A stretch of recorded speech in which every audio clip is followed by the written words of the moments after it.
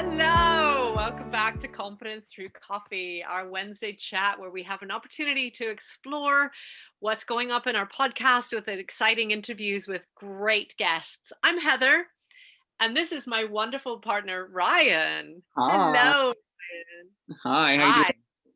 I'm good. How are you? I'm good, thank you. I'm good, thank you. It's a bit of a gloomy day out here, but I'm good. I'm good. Yeah, I'm finding the same. I have my coffee, as always, coffee with milk. I am What have we back to got? my classic Susie mug, my favorite. My Susie mug is here. What coffee are you drinking? I'm just drinking instant coffee. I'm an instant lazy girl. I know I'm you always make fancy. I'm actually drinking Lazy Sunday Coffee by Taylor's. Ah, nice. I I know, actually and I have some of that mixed in too, though. cream with milk. I mean, this is confidence with coffee, so it's right that we're Coffee talking. and cream. We're also talking about our wonderful guests Yes. who are on our podcast interview, which is up now. You can get the link below here when you like and subscribe to this YouTube channel. Mhm. That was a little subtle, wasn't it? So I know. So we spoke with the wonderful Patrick Ollawa and Andi O, and they shared with us. They're from Digital Technopreneurs. That's a community. Go check them out. They shared with us, quite a few things about starting their own business or starting over again because they had a business and they wanted to be able to speak to people starting a business, so they kind of had to start their own business again, a little bit like Ryan and I have done with Confidence Through Cabaret, Absolutely. as we Yeah. have started over, having had our own adventures before with Mhm. business. So one of the questions that we asked Andio and Patrick was if they were using a prop on stage, because this is Confidence Through Cabaret after all, and they are not cabaret performers, nor are they trying to be cabaret performers. We asked them what prop would they choose if they were preparing a cabaret act. Yeah. And before we go to the clip, Ryan, what's your favorite prop online? On stage, I should say. My favorite prop on stage. I mean, I think I don't often work with props, I've got to admit. So, but my favorite thing to bring on stage with me is always a headpiece. And it's always a specific headpiece as well. I have a good old faithful that I always wear. I mean, I don't always wear because, but it's my absolute favorite to wear. And it's, well, there are two very similar, and they both have become like my favorite things to sort of appear in, and they give me a lot of like. One of them is very personal because it was made by my sister, and it's just very like it has a lot of extra attachment to it. I'm a Yeah, big fan of having absolutely. sentimental attachments to props. Yeah, and I think some of you might be wondering, why are we talking about props when we are not talking about specifically how to Yeah. perform in cabaret? And we're talking about props today because a lot of times those props in our own personal lives Mhm. help us feel confident, help us feel almost like there's a little bit of a mask that can glide us through, tough times. Say, for Yeah. example, if you're doing a presentation at work, a lot of times people will dress up more. Certainly for Mhm. for job interviews, we've all been through job interviews. So, how do we dress? How do we sit? How do we position ourselves? How do we move through that Mhm. that interview? Yeah. And of course our intention is to make a good first impression and to show them that we are confident and competent people. Mm. um, and it got us thinking when we recorded this video with Patrick and Andi about, what kind of props do we use in our day-to-day life. And I've said before, because if you join our Confidence Through Cabaret community on Facebook, you will see in the units there is an all caps challenge. All Mhm. caps meaning character, avatar, or persona.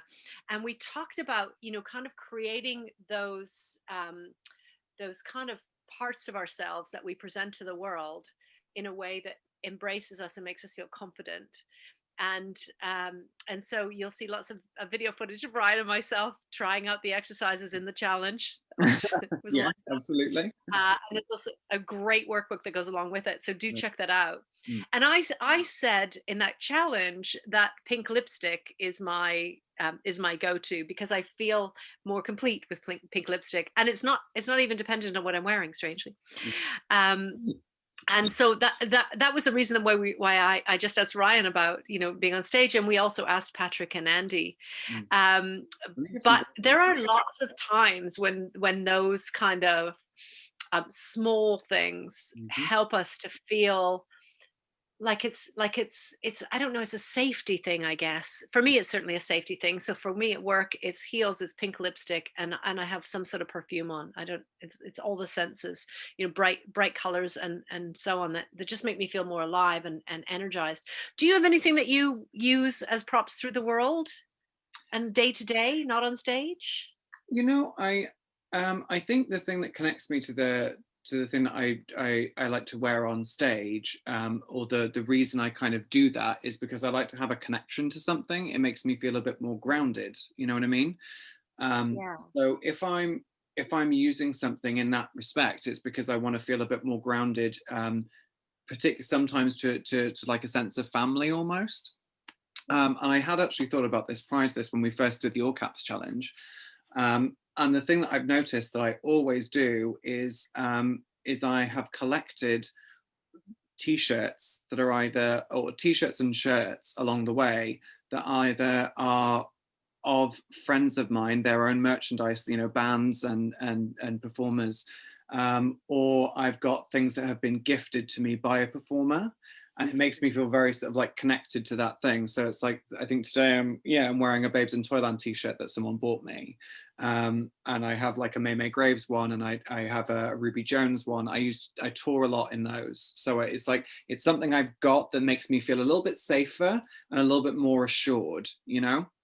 Do you have something like that? Do you have like I know that you use your pink lipstick, but is there something that changes like per your sort of expression or your need? So I always have bright colors when I'm working, because I'm not a morning person, and if I'm delivering training, I'm a corporate training consultant. So when I'm delivering training in a business, I usually haven't been to the place before unless it's a regular client. I certainly wouldn't have met the delegates that I would be running the conference for usually.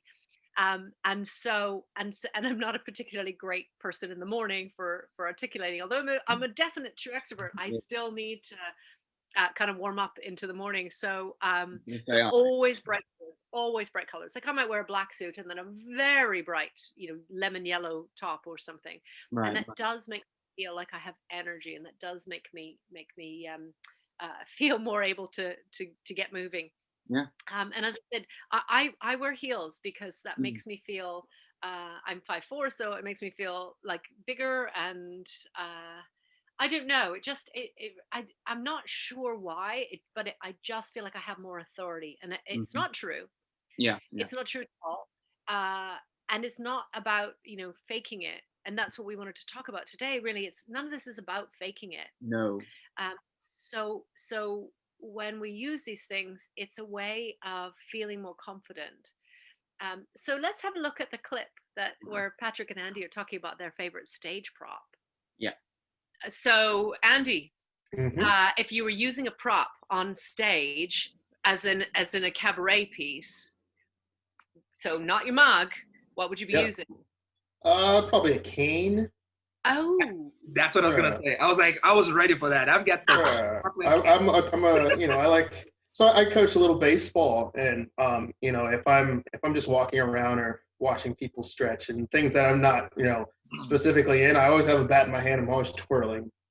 You know, it's just that feeling of twirling. So I thought, if I'm on a cabaret stage, well, let's flip it and do a cane now.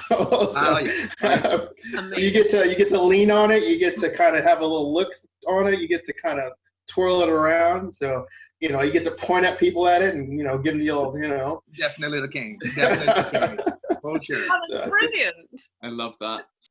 I love that answer. I love this answer. Yeah, I've never used a cane. I have to be honest.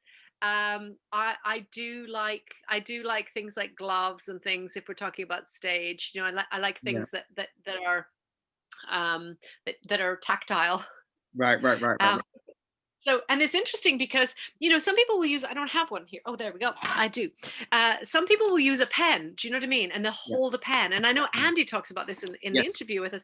But some people will hold a pen, and it's kind of funny because it's almost like, okay, I'm safe now if because I have this pen. Yeah. Which is crazy. Yeah. It's not a rational thing, because a pen's going to protect you from exactly nothing. No. But it is we do use props. Some of us use our arms across our bodies, particularly women often use their arms across their stomach. That's a prop. Yeah, or cross our arms, and so I'm not saying don't use those things. I just in my experience, because I was very good at putting on makeup, and particularly my lipstick and my heels and my bright clothes, I could move through the world and I felt comfortable. What I ended up doing was creating all these great personas, each of which had their own kind of style, if you can call it that. And I really lost track of who I am and what I like. And I have had lots of times and thoughts where bright pink lipstick for women of a certain age doesn't necessarily, it's like you're supposed to tone it down. And I think, no, I don't want to. I want to be able to do that. I know that there are all kinds of rules imposed. So I think that's where a lot of the props that I use have come from, is, either being defiant against those rules or trying to follow those rules. But somewhere along the line, I used my pen or my cane or my mug or my lipstick to kind of hide from showing who I really am.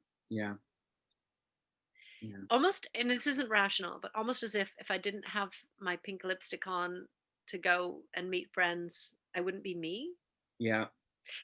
And what it really meant was I wouldn't be who they expect me to be.